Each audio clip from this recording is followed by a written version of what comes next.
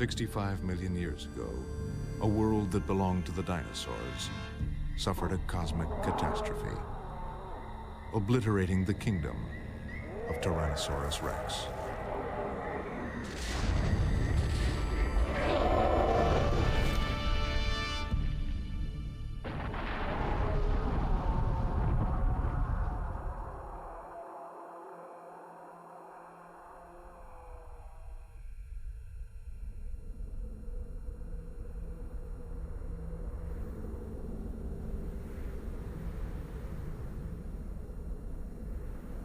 For 65 million years, the bones of the last king of the dinosaurs lay hidden. Then, at the turn of the 20th century, scientists began to coax the first fragments from the Badlands of western North America. It stood 18 feet tall, 40 feet from head to tail. Today, the bones of Tyrannosaurus rex allow us to encounter the greatest meat-eating machine of the prehistoric world.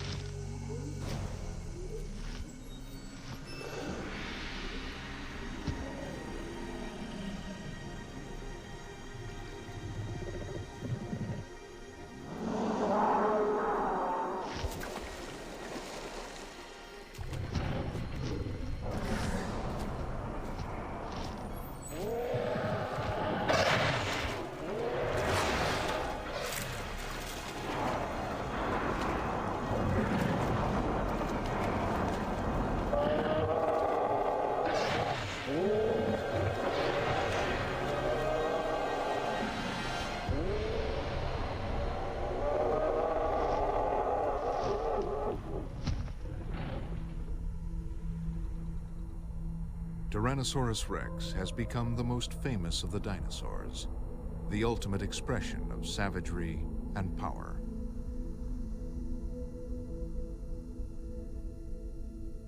For paleontologists like Phil Currie, who scour the boneyards of the North American Badlands in search of the real T-Rex, a close encounter is a rare and thrilling event.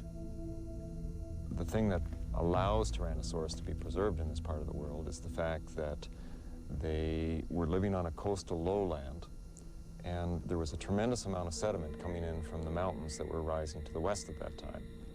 So there were large rivers running across the coastal lowland, and if the Tyrannosaurus body happened to fall in the water, then it had a very good chance of being buried complete. And fast burial is one of the most critical factors in terms of preserving an animal that large.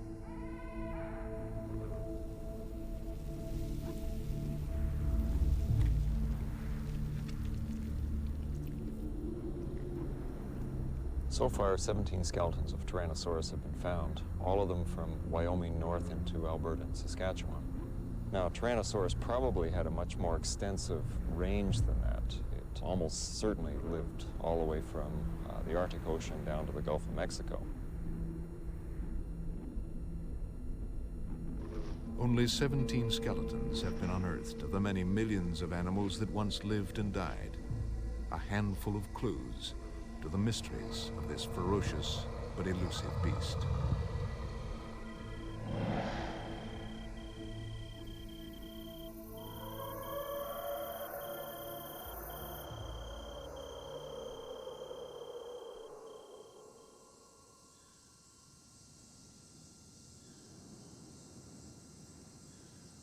The existence of the king of the dinosaurs was unknown until 1902, when a former Kansas farm boy named Barnum Brown, hunting dinosaurs for the American Museum of Natural History, discovered its remains. A dinosaur bone used as an office paperweight had caught his attention. Brown traced it back to Hell Creek in Montana. But what would he find there?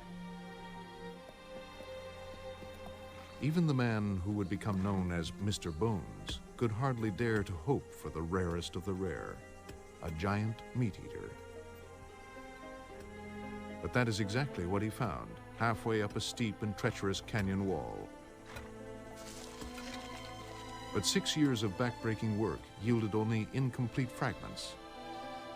Then in 1908, Brown discovered the almost intact skeleton he would call my favorite child. For Tyrannosaurus Rex, the journey back to life and legend had begun.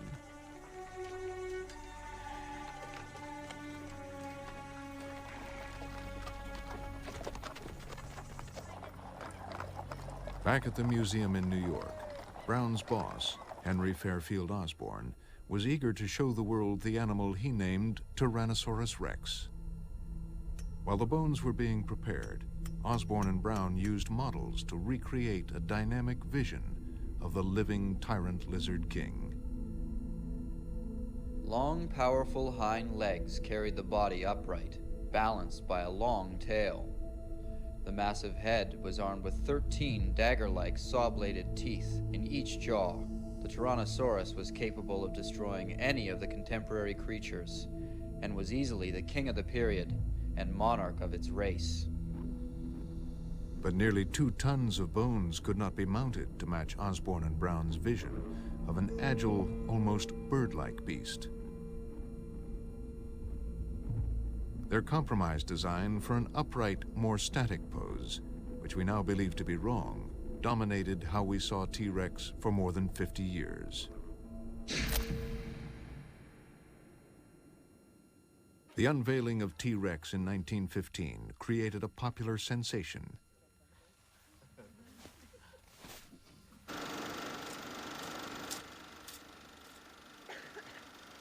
The upright T-Rex became the horror movie superstar of a new age of dinosaurs.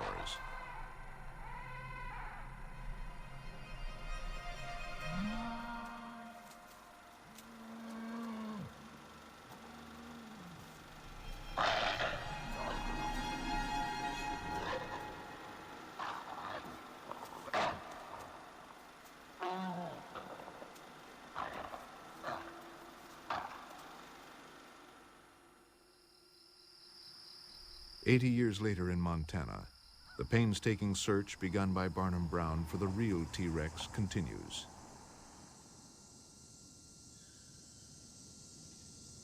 Bill Gartzka and his team are unearthing the first fragments of what he believes is a new and important skeleton. This was the first piece of bone that I picked up at the site. This is distal end of fibula, small bone of the leg. So it sits something like this into the ankle of the animal. And it's interesting in several respects. First of all, you see this iron core in the middle? Carnivorous dinosaur bones are hollow. This was the first indication that I had something really interesting. We hadn't been here, even 10 minutes picking up fragments when Sean, who's the group leader, found this. This is a Tyrannosaurus tooth. And this has the enamel weathered off, but it still has the ridges where the serrations on the enamel would have been. So we knew with these 2 pieces that we had a Tyrannosaur.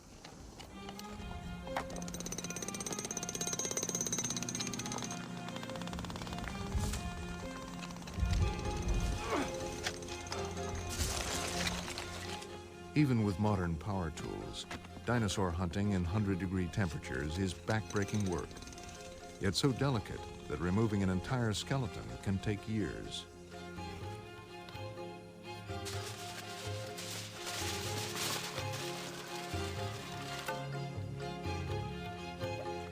Today, just as they did 100 years ago, the bones of T-Rex leave the Badlands as precious cargo, protected in plaster jackets.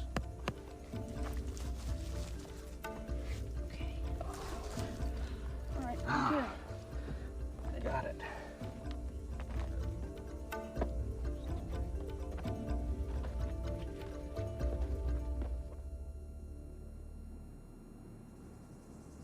But fossilized bones are not the only remains that can shed light on the life of an animal. There are many other clues that can fill in some crucial details. My concern is the world of T-Rex.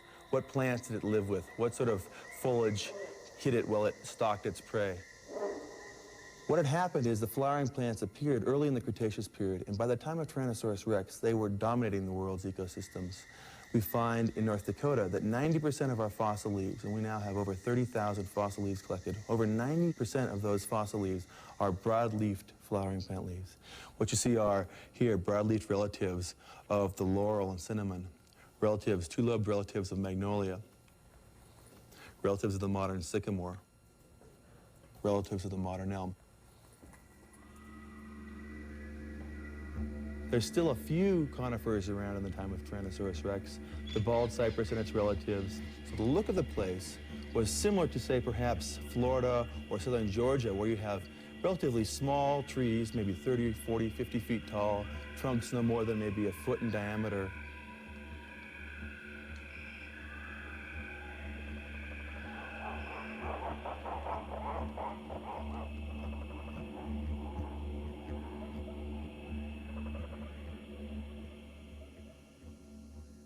By the time Tyrannosaurus was living in North America, most of the modern families of plants and animals had already appeared on the Earth. Consequently, the world that Tyrannosaurus lived in may not have been as foreign as we think it is. In fact, we can almost go to parts of the world today and see representatives of those animals and plants still alive today. And you would have crocodiles and turtles and lizards and snakes and all these things. They would have been very familiar to us today. The difference would have been that the large animals, which today are large mammals, at that time would have been dinosaurs.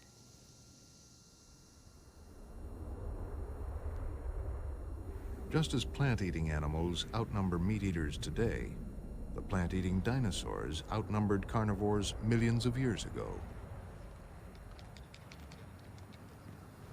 Phil Curry is leading a team of scientists excavating a herd of duck-billed plant-eaters called edmontosaurs. Dinosaurs like these probably were favorite dinners for T-Rex. Well, we've got about, I'd say, 65 or so tyrannosaur teeth, a few small theropods, lots of tooth-marked bone as well. Mm-hmm. Do you think there's enough Edmontosaurus material in here to indicate that this was a herd of Edmontosaurs? Well, we've got at least 8 individuals, 8 big Edmontosaurs, but we also have evidence of some very small animals based on some of the lower limb bones. So it appears like we've got older adults with smaller individuals, which to me indicates we may have had a herd in this area. Bone beds like this are a pretty good indication that many of the prey species for animals like Tyrannosaurus rex were in fact herding animals. These animals were herding probably because they were moving from region to region as food resources changed over the course of the year.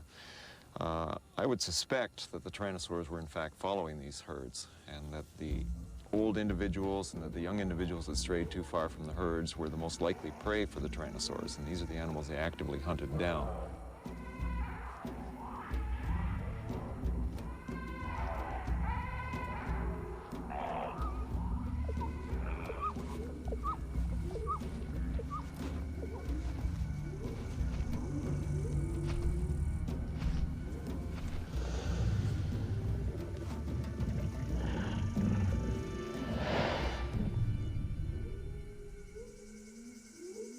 The discoveries of the past century have made Tyrannosaurus rex one of the most famous and the most fearsome of nature's creations.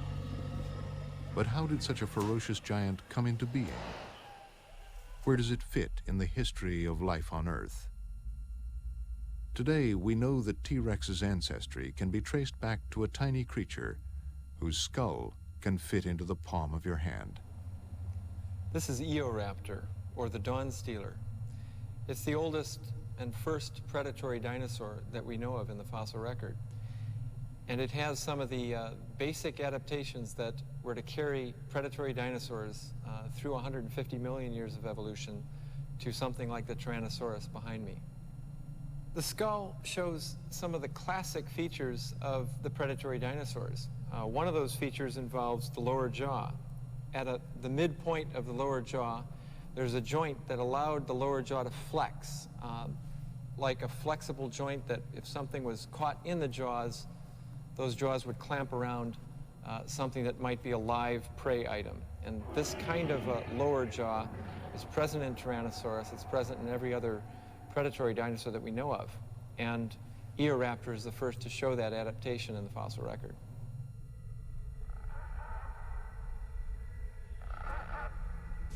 The body plan road-tested in Eoraptor became an evolutionary bestseller. Even today's birds, themselves thought to be modified dinosaurs, owe much of their design to these long-tailed ancestors. But how did T-Rex evolve from the size of a small dog into a 40-foot giant? For decades, many scientists thought it had to be descended from other giant predators like this Allosaurus, the last in a line of ever larger, ever toothier dinosaurs. This was the supercarnosaur hypothesis. It may have seemed obvious, but it was wrong.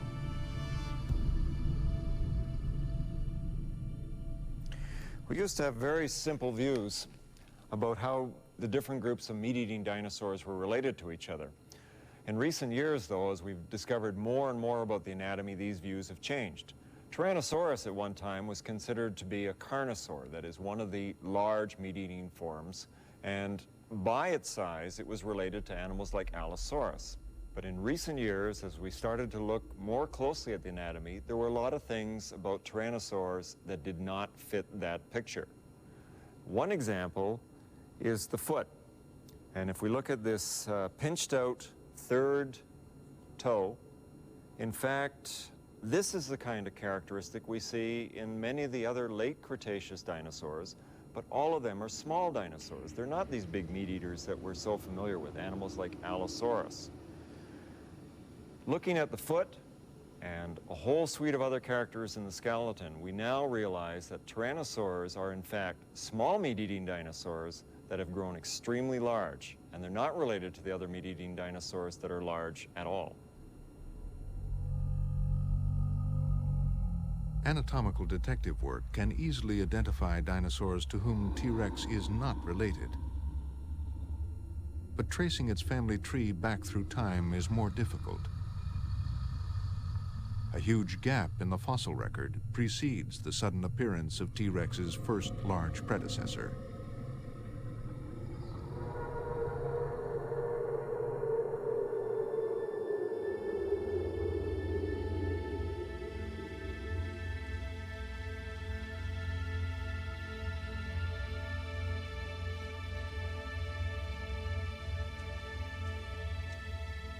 But recently, some of the missing clues have been found 4,000 feet up in the mountains of Alberta, Canada, on a prehistoric beach frozen in time, thrust on its side over millions of years.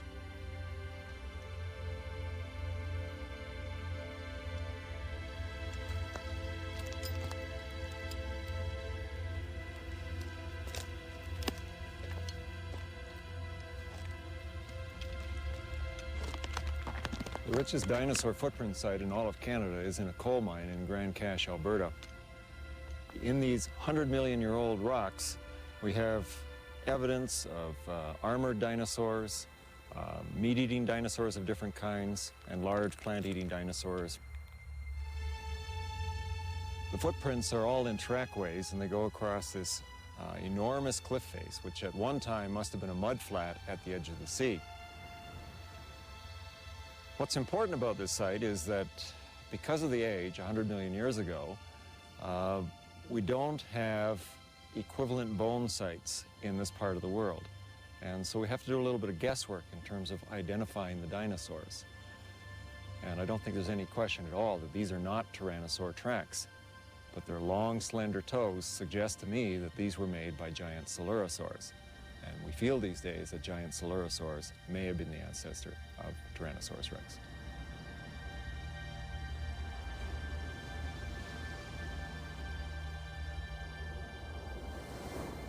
The Coelurosaur was a turning point in the evolution of Tyrannosaurus rex.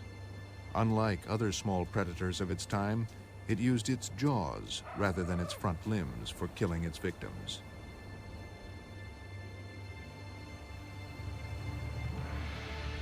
That adaptation would set the stage for the rise of T. rex and its unique appearance. The earliest of the Tyrannosaur family is called Electrosaurus. It is a long, slender animal with relatively long front limbs. By the time Albertosaurus evolved, its head was larger and its front limbs shorter. There were certainly many species of tyrannosaurs. We, at present, know of more than half a dozen species. The earliest fossil record of Albertosaurus is about 80 million years old. This animal, in its external features, really isn't all that different from Tyrannosaurus rex, but when you start looking at specific characteristics, there are features which suggest it is more primitive than Tyrannosaurus rex itself. But who was T. rex's closest relative? Opinion is divided between two candidates. One from North America, known as Daspletosaurus, and another from Asia, known as Tarbosaurus. Tarbosaurus is an animal that originally was called Tyrannosaurus as well. It has a number of differences, but when you start looking at other specifics, for example, the orientation of the back of the skull in relation to the neck, Tarbosaurus shows a lot of characters that suggest, to me at least, that it may be more closely related to Tyrannosaurus rex. But a recent find from Montana convinces Jack Horner of T. rex's American ancestry. Daspletosaurus is the animal that I believe, and some others also believe, was actually the predecessor of Tyrannosaurus rex. In other words, its ancestor. Tyrannosaurus rex was the descendant of Daspletosaurus. Tyrannosaurs, they have a big horn over top of their eye, and we see it very dominant in Tyrannosaurus rex. We see it less dominant in this particular animal that is related to Daspletosaurus, and even less so in the more primitive Daspletosaurus. The ancestry puzzle may take a long time to solve, but one trend is clear. As the Tyrannosaur family evolved, they not only grew larger, they changed to cope with their increased size. There are a lot of changes that are necessary if you're going to become a large animal. And this is particularly true when we're talking animals like the meat-eating dinosaurs, because essentially they were teeter-totters. They were animals where the front of the body was balanced by the tail on a fulcrum, which was at the hips. Now, in Tyrannosaurus's case, as it got bigger, the head became disproportionately larger, and that's to house all those very large, vicious-looking teeth. Consequently, we see a lot of specializations in Tyrannosaurus that are meant to bring the body weight down in front of the hips. The skull is a long, heavy skull, but many of the bones, in fact, are air-filled. The neck has been recurved, much more so than in earlier meat-eating dinosaurs, simply because by doing that, it could bring the head back closer to the hips and shift the center of gravity further back as well. Finally, and probably most conspicuously, if you look at the front limbs of tyrannosaurs, they've become also extremely short. They were relying on their head to do the killing. The limbs could be shortened up and would give it a great savings in weight on the front end of the body. And it was one more of the adaptations that Tyrannosaurs picked up.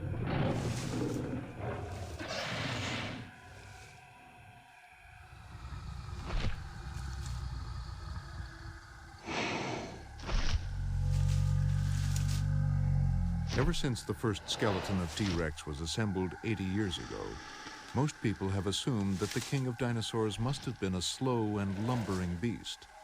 But that view is changing. From this position, one gets a sense of what an enormous animal Tyrannosaurus rex really is. In fact, this animal is so big and so massive that for a long time, everybody thought that this had to be a slow-moving animal. In recent years, though, we've been looking more closely at the anatomy of the hind leg of these dinosaurs, and what we see is not necessarily what we expected to see. The relative proportions of the individual leg bones of Tyrannosaurus give us an idea of how fast this animal could be. Now, in fast-moving animals like ostriches, the upper leg bone is relatively short compared to the lower leg bones. In Tyrannosaurus, we see the same kind of pattern. Lower bones are as long or longer than the upper bones. This continues, in fact, down into the foot, where if we look at the flat of the foot, or what would be the flat of the foot in a human being, this unit is also very long. All in all, then, if we look at the characters that we see in the hind legs of Tyrannosaurus, I don't think there's any question at all that, in spite of its massive size, this is an animal that was built for speed, and it's an animal that, in fact, could outrun any of its potential prey in its world.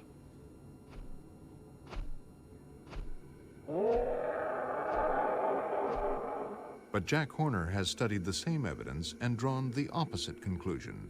He is convinced that T-Rex was a walker, not a runner.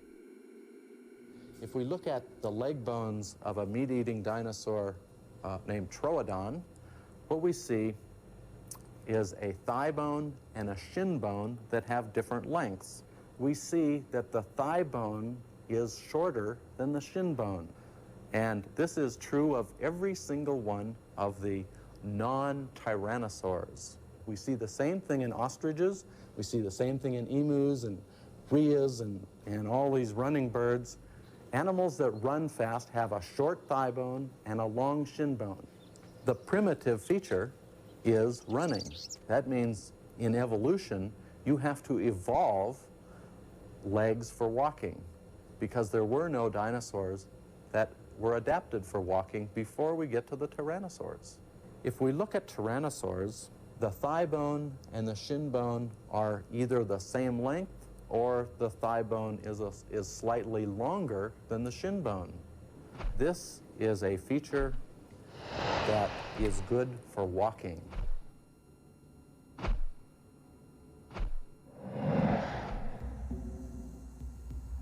But the high plains of New Mexico may offer more direct evidence of exactly how fast T-Rex really moved.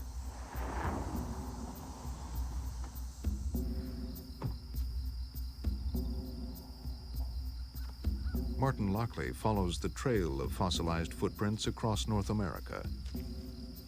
He has seen and cataloged thousands. But one footprint receives special treatment. It's so unique that its location is a tightly guarded secret. We're inside a high security area in the New Mexico backcountry. This fenced enclosure contains this extraordinary and unique fossil footprint. This is the only Tyrannosaurus footprint anywhere in the world. This footprint was probably made not far from some river in the mud, and then it was filled in when the river flooded and washed a sheet of sand over this trampled area. This is the casting that was filled in by sand, now sandstone. This track is on the order of 3 feet long. It's 2 feet wide, and it's almost a foot deep. This was made by an animal that probably weighed in at around 5 tons. It's sitting on a block that's about 9 feet long. There isn't a second footprint in that space, so this means a minimum step of about 9 feet. And if we calculate or estimate the speed of this animal, it was probably moving along at least 11 kilometers, something like 6 or 7 miles per hour, which is a pretty good clip. It would be a jog for a human being. The movements of modern birds can also shed light on how dinosaurs traveled. Jim Farlow studies Australian emus and their similarities to T-Rex. It would be nice to know what Tyrannosaurus was like as a living animal, but it's very inconveniently extinct. And if you want to get a picture of how it moved, what it might have been like when it was alive, it's helpful to look at modern animals that give us an approximation to something like Tyrannosaurus. And of such modern animals, I think the emu is about as good a model as one could hope to find. I suspect it's probably faster than Tyrannosaurus was. An emu in the wild can go, what, 50, maybe 60 kilometers an hour. Tyrannosaurus, obviously, we've no direct way of determining how fast it could go. But based on the calculations of the strength of its bones relative to the size of the animal, I would think that a good ballpark figure for the top speed of Tyrannosaurus might be something on the order of 30, 40 kilometers per hour. If you look at the way this emu walks, the way it puts its feet one in front of the other, it's a striding walker. It doesn't hop like a kangaroo. And if you look at the way it picks up its feet as it goes, I think this is about as close to a Tyrannosaurus as we can find in our modern world. And that's part of the fascination that emus have for me. But emus and other modern birds without tails may not provide a completely accurate model. Other scientists pursue a more distant cousin. The animal I have here, and the reason I think crocodilians are worth spending a lot of time looking at, this is a saltwater crocodile, and it retains many of the features that we think the primitive dinosaur ancestor might have had. We know that birds and crocodilians are dinosaurs' closest living relatives, and so they're the logical place to look for information on how T-Rex worked. The muscle that I've spent a lot of time looking at originates from the side of the tail. As you can see, crocodilians have a long, heavy muscular tail. And along here where my fingers are is a large muscle that runs forward to attach onto the thigh bone, the femur. What we see in modern birds is that the tail itself has been reduced dramatically. Most of what we see in a bird tail is actually just feathers rather than muscle and bone. X-ray films prove that the presence or absence of a tail is a vital factor in the movement of an animal, be it bird, crocodilian, or dinosaur. What we're seeing in the X-ray films is that crocodilians and birds have very distinctive ways of moving their legs. The question was, which of those patterns can we apply back to a dinosaur like Tyrannosaurus? Birds use a lot of knee movement. The hip is very, very stable, whereas in crocodilians they're using lots of hip movement, and that seems to be driven by this muscle running from the tail to the thigh bone. Fortunately for this muscle, there's a very distinct scar, a bony attachment on the thigh bone that we can see in fossils like in T-Rex, suggesting that that muscle existed and probably was working in a similar way in these forms. What I'm suggesting is that in Tyrannosaurus we have a unique combination of features. A tail that's more similar to what we see in crocodilians, and yet a bird-like lower limb. So a bird knee, a bird ankle, and a bird foot with a kind of crocodilian hips. And so in Tyrannosaurus rex, I'm predicting then we would have a unique combination of features, working in a way unlike any other living animal today.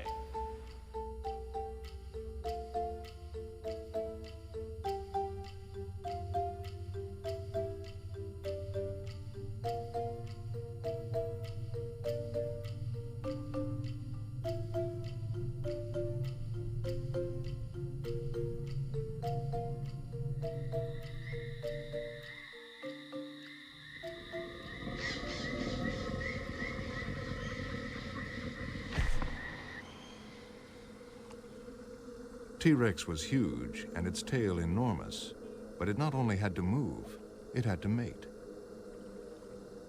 Again, modern crocodiles may offer us a glimpse of the mechanics of T-Rex sex.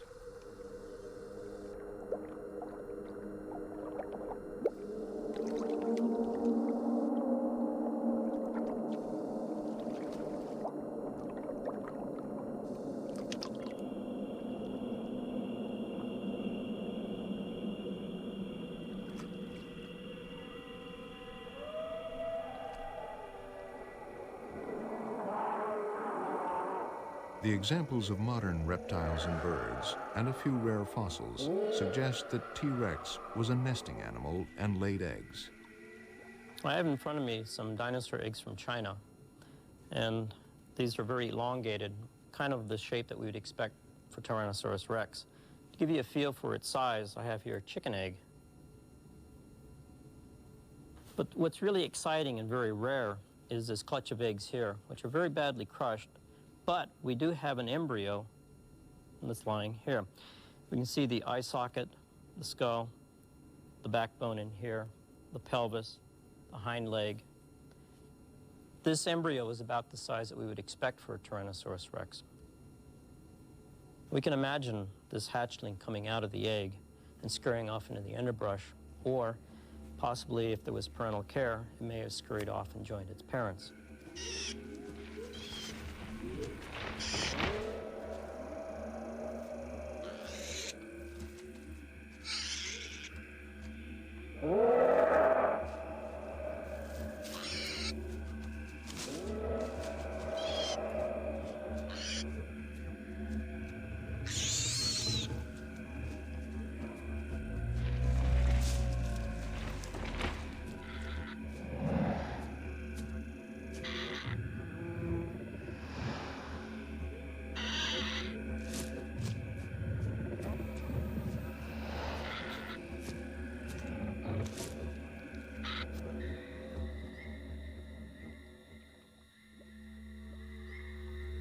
"65 million years ago, the Earth was ruled by the dinosaurs, and the dinosaurs were ruled by Tyrannosaurus rex, a hunter fast enough, big enough, powerful enough to catch and consume any prey. But one paleontologist dares to suggest T-Rex was not a killer, but a scavenger, a giant marauding vulture. There's a controversy right now, of which I seem to be to be one side of, and almost everyone else in paleontology seems to be at the other side of. And this has to do with Tyrannosaurus rex being a predator or a scavenger. A predator, we have to remember, is actually a hunter, and a scavenger is the kind of animal that only eats dead things. We look down upon scavenging. Tyrannosaurus rex, we hate to think about Tyrannosaurus rex as a scavenger. We'd rather think of it as a predator. Its name, the Tyrant Lizard King. You can't have a king that's a scavenger. A hunter should have big eyes. It should have good eyesight. And if we look at the brain case, or if we look at a T-Rex, the biggest lobe of the brain, the actual big openings in the brain, are for the sense of smell. And because we can actually carve out the area where the brain was, we can CAT scan it, we can do all sorts of things to it, we actually can make a model of what the brain would look like. We see the optic lobe is right here, it's very small, and the olfactory lobe is this huge thing at the front end of the brain. This is huge. This means that Tyrannosaurus had a very, very, very good sense of smell and not very good eyesight. This is contradictory to a hunter. This is what scavengers have.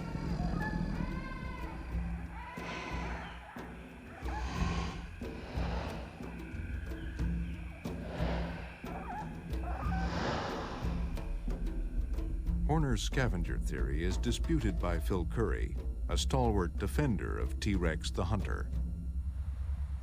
The skull of Tyrannosaurus is very narrow in the snout region, which allows the eyes to face forward, giving it stereoscopic vision. In addition to that, the ears themselves are located in such a way that they should be able to pick up sounds in particular directions. The ears may not look very different from the other carnivorous dinosaurs externally, but internally there are a lot of changes that have taken place. This gives Tyrannosaurus rex a greater range of hearing capabilities. That is, the frequencies that it could hear were lower than what most other dinosaurs could. Since Tyrannosaurus was probably hunting other dinosaurs, which were animals that probably made low sounds, the changes in the ear would allow it to hear those animals better and to hunt them down.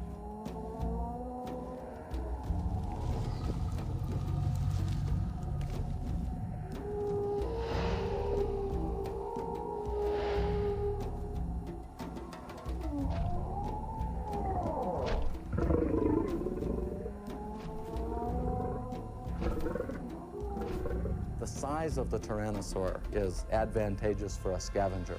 The bigger you are, the better chance you have of chasing away another animal that may have made a kill. Even the short little arms.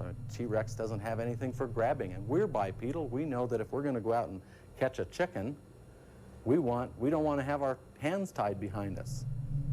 All of the features that we see all suggest that Tyrannosaurus and the tyrannosaurs in general were scavengers.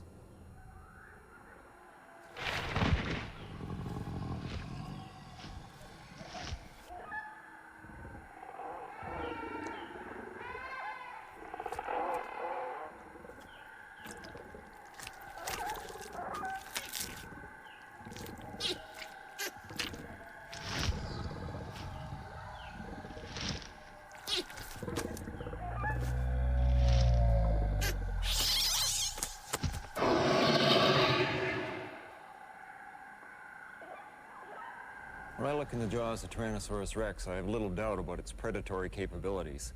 These are jaws that are meant to do some pretty nasty work. Like other carnivorous animals, Tyrannosaurus rex has teeth that are curved backwards. And at the same time, the tips of the teeth, in fact, curve towards the center of the mouth as well. What this means is that these teeth are specialized in such a way that if the prey is in the mouth and is struggling, the only way for it to escape, really, is to go back further into the throat.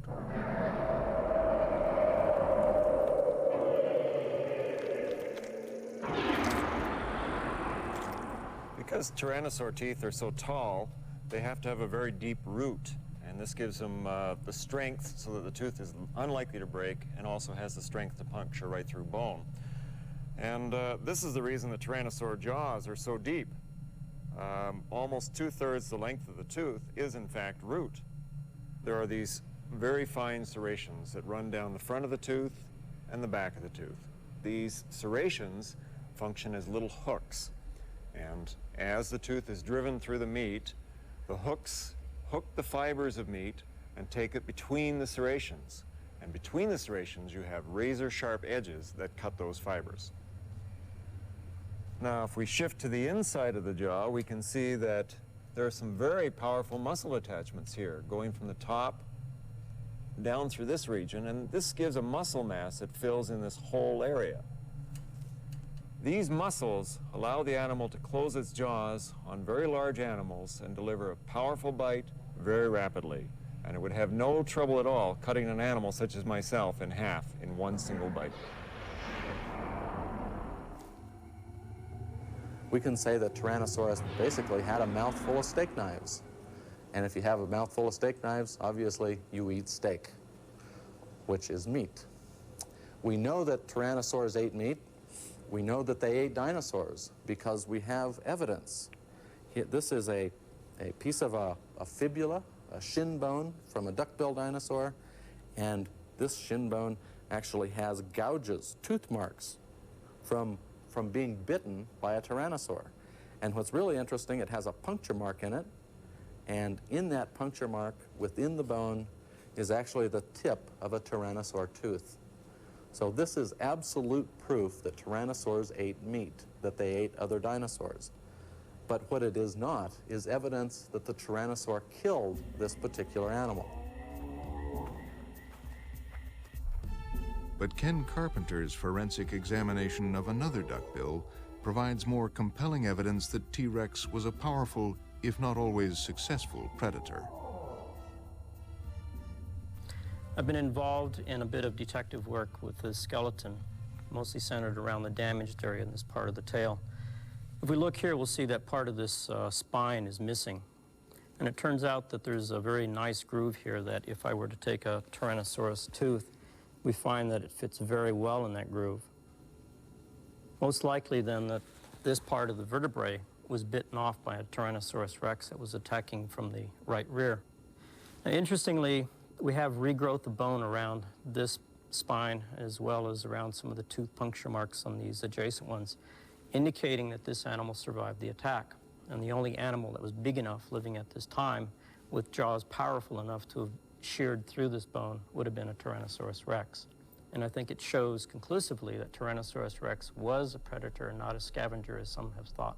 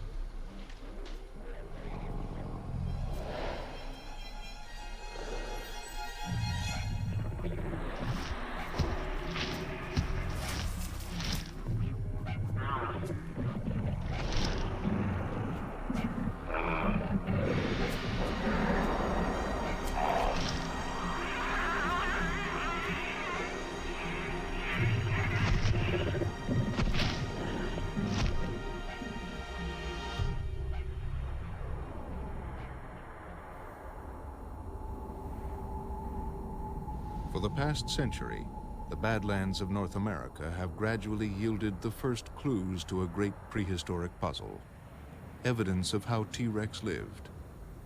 Many scientists are now convinced they have also uncovered the reason it died. A narrow band of sediment marks the end of the age of dinosaurs and the beginning of the rise of mammals, the boundary between two geological epochs. Cretaceous-Tertiary boundary is well defined in this outcrop right here where we've been digging. Well, the X-ray boundary is known from a very narrow band of clay that was laid down 65 million years ago. We can recognize it on a global scale, and it tells us that something very specific happened at that time, in geological time. There was a rare mineral called iridium found in the clay. It was carried here by an asteroid that smashed into the planet. But did that actually cause the extinction of the dinosaurs? Certainly, it seems to have had devastating effects. The fossil plants below the boundary tell us that there were lush forests existing in this region and throughout the prairie regions that we know, as we know them today, before the boundary. And right before the boundary, in some sediments that I have studied, we have a very typical cypress swamp, such as the bald cypress swamp that you would find down in southern parts of the United States. And above the boundary, there are no cypress trees. There's nothing in those remains above the boundary that tell us the cypress swamp was around. It was gone. So something happened at that boundary that was very dramatic. It leveled the forest. The standing vegetation was literally clear-cut in a sense. Did this single catastrophe kill T-Rex? There are no fossils in the sediments immediately below the boundary, leading many to argue that the dinosaurs were extinct long before the asteroid impact. But a newly discovered footprint from New Mexico seems to indicate that the dinosaurs were still there. This is the layer with the youngest known dinosaur tracks. They're only 37 centimeters or so below this iridium layer. That could be as little as 1,000 years or less. And what it indicates is that the dinosaurs in this region that made their footprints on this surface lived up until the very last minute. They weren't dying off slowly for hundreds of thousands or millions of years before the KT event. They survived until the 11th hour, if you like. If Tyrannosaurus rex was around until the last moment, then it was witness to one of the most devastating events the world has ever seen. An environmental holocaust that not even the strongest of all the dinosaurs could survive.